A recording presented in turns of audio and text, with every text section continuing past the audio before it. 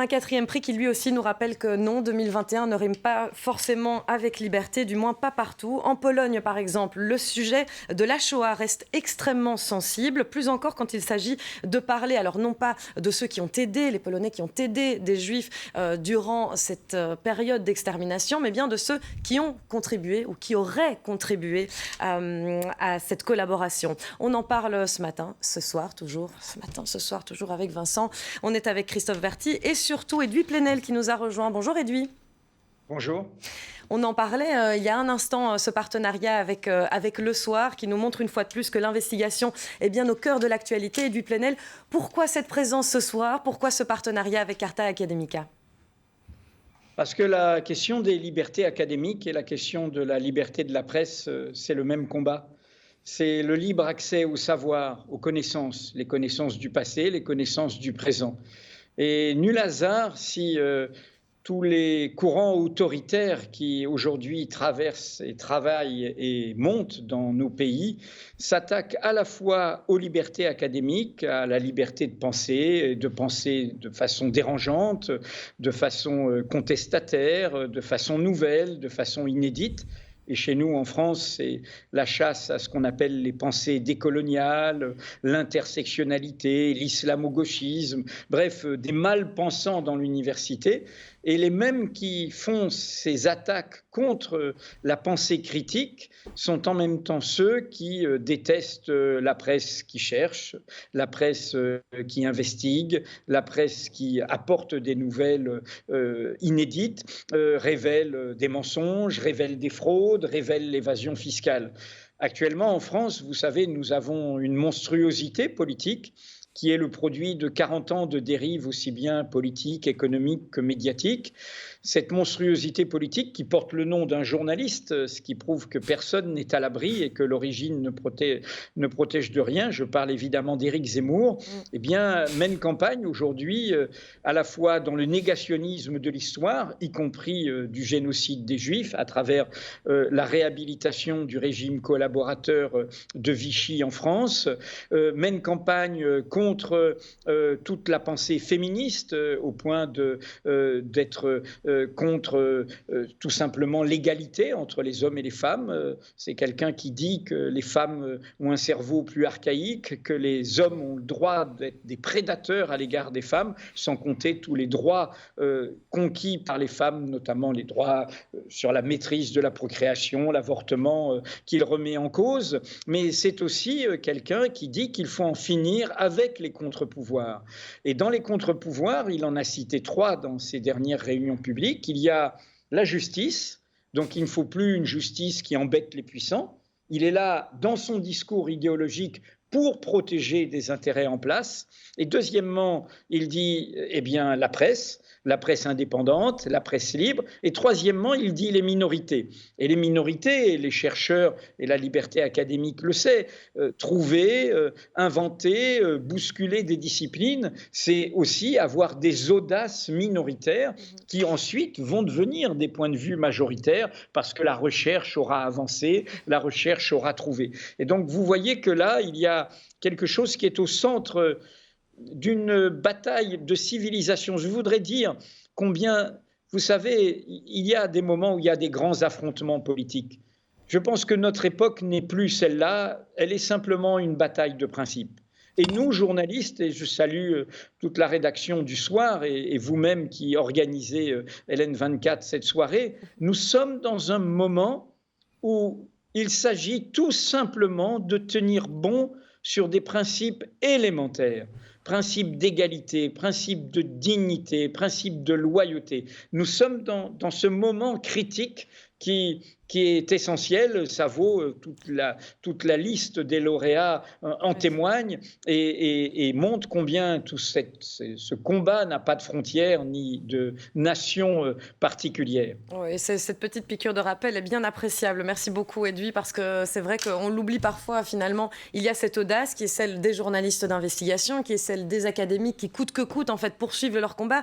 Et parfois quand on étudie là, les profils des académiques qui sont mis en danger, on se demande mais arrête, en fait, un moment, abandonne. Et ici, en particulier, on évoque ce 4e lauréat avec vous, Vincent, Yann Grabowski.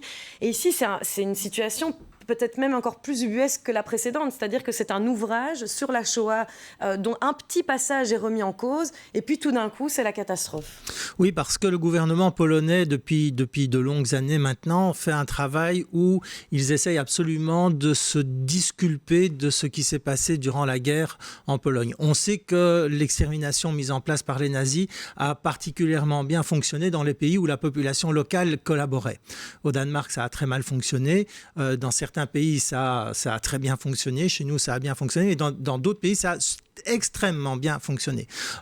Et en Pologne, particulièrement, où il y avait de surcroît la plus forte population juive à l'époque, il y a eu, et c'est un fait historique indéniable, il y a eu de la collaboration de la part des Juifs. Il faut rappeler que c'est quand même le seul pays en Europe où, après la guerre, en 1944-1945, il y a eu des pogroms qui ont tué des Juifs survivants des camps qui avaient l'outrecuidance de vouloir simplement récupérer leur maison, laquelle avait été confisquée et été occupée par des Polonais.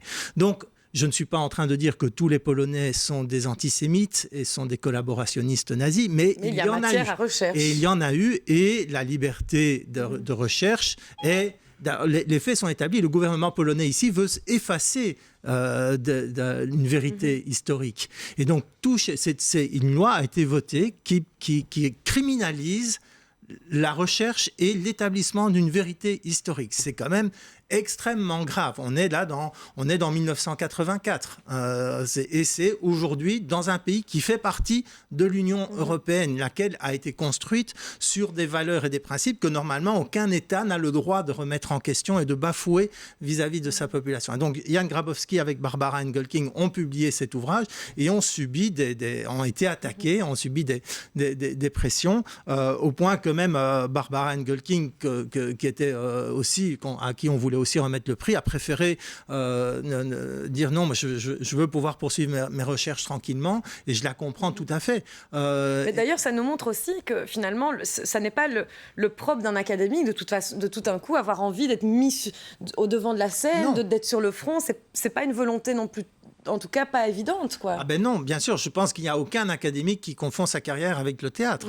On fait nos recherches, et le hasard parfois fait que la recherche que l'on mène, même si on ne s'y attendait pas du tout, vienne toucher quelque chose qui fait mal au pouvoir en place. Paul Lonsin a rencontré cet historien de la Shoah qui semble déranger l'État polonais, un historien qui a donc été poursuivi en justice. Il parle d'un procès politique. Appris que la procédure, le procès était monté, financé, inspiré par l'organisation, financé directement par le gouvernement. Donc, cette atmosphère dans laquelle nous avons dû en fait se faire face à ces différentes phases de la poursuite civile, dont le but c'était de ruiner évidemment notre réputation comme historien, mais à la fois les nationalistes voulaient ici frapper la profession historique comme telle. Donc, à première instance, on a perdu. Heureusement, on a porté un appel. Il y avait une juge très courageuse. On comprend donc que c'est un organe polonais, un organe étatique qui est à l'origine de la plainte. C'est cet organe même qui a accusé les frais de justice. En fait, Christophe Berti, vous collaborez beaucoup avec des journaux polonais. Ce type de situation que l'on voit d'ici avec nos yeux d'Européens face à un pays qui, Vincent le rappelait, est membre de l'Union européenne, mais c'est impensable. C'est le métier d'historien qu'on est en train de censurer. Ben oui, j'ai eu la chance de passer 2 jours la semaine passée avec un ensemble de représentants de différents journaux au sein de notre groupe l'ENA, dont fait partie Gazeta Wyborcza. En fait, on a choisi depuis quelques années que ce journal polonais, alors d'opposition, je ne peux pas vous dire, il n'y a pas d'autre mot, là-dedans nous rejoignent. Et je voudrais leur rendre hommage parce que je peux vous dire que être journaliste en Pologne, c'est pas être journaliste en Belgique. Là-dedans, alors on en viendra tout à l'heure. Il faut être extrêmement attentif à la défense de notre métier. Il est moins facile à faire qu'avant. Mais je peux vous dire qu'en Pologne, l'État a racheté toute une série de médias pour, si vous voulez, cloisonner Gazeta Wyborcza sur un marché qui est déjà compliqué. Des journalistes sont perquisitionnés chez eux, ça a été le cas la semaine passée. Il y a une pression physique qui ne sont pas invités aux conférences de presse, qui est presque le moindre mal, en fait, là-dedans, sur l'accès à l'information. Et en fait, il y a un espoir, et c'est un espoir que je voudrais aussi donner à tous les jeunes journalistes, c'est que ils sont vraiment bons, Gazeta Wyborcza. Et aussi, entre guillemets, à cause de ça. Parce que les difficultés incroyables dans lesquelles ils sont, les rendent meilleurs parce qu'ils sont encore plus acharnés à chercher l'information. Ils travaillent à la fois avec leur cerveau, c'est évidemment important, mais aussi avec leur tripes. Et donc j'en profite ici pour leur rendre hommage. Et vraiment, quand j'ai eu l'occasion de m'expliquer leur travail, on vit dans un pays de cocagne ici par rapport à eux. Clairement. Ce sont des journalistes, des historiens, des académiques, tous en tous les cas sont mis sous pression par l'État polonais. Et Paul Loncin a demandé précisément à Jan Grabowski pourquoi finalement les nationalistes s'en prennent de façon tellement violente aux historiens. Grande majorité des cas, on a pu prouver que c'était les Polonais qui étaient responsables de façon directe, c'est-à-dire l'assassinat ou bien indirecte, dénonciation, pour le fin tragique des Juifs qui essayaient de survivre des côtés aériens. Il y avait évidemment les études qui portaient sur la participation allemande dans tout ça, mais du point de vue des autorités polonaises, la question la plus troublante, la plus bouleversante du point de vue des nationalistes, c'était le niveau d'implication des Polonais ethniques non juifs dans cette chasse aux Juifs. Jan Grabowski qui, en tout cas, n'a pas l'air de se décourager, Vincent. C'est peut-être ça aussi, finalement, le propre, comme le suggérait Christophe, de ces hommes et ces femmes qui travaillent sous un régime autoritaire, si pas totalitaire. C'est finalement de poursuivre le combat coûte que coûte et de ne pas abandonner. Oui, et c'est un peu l'effet paradoxal des pressions qu'ils subissent, c'est que ça les renforce dans leur combat. En littérature, il y a l'exemple de Mauriac, qui, avant la guerre, était un homme reconnu, couronné, qui, normalement, aurait passé la guerre en attendant que ça passe. Et là, vu les attaques qu'il a subies, mais il s'est rangé dans la résistance, courageusement. Donc, c'est parfois la pression qu'on subit fait sortir le côté héroïque chez les gens. Peut-être que l'indifférence est souvent l'arme la plus terrifiante qu'on puisse utiliser contre les gens.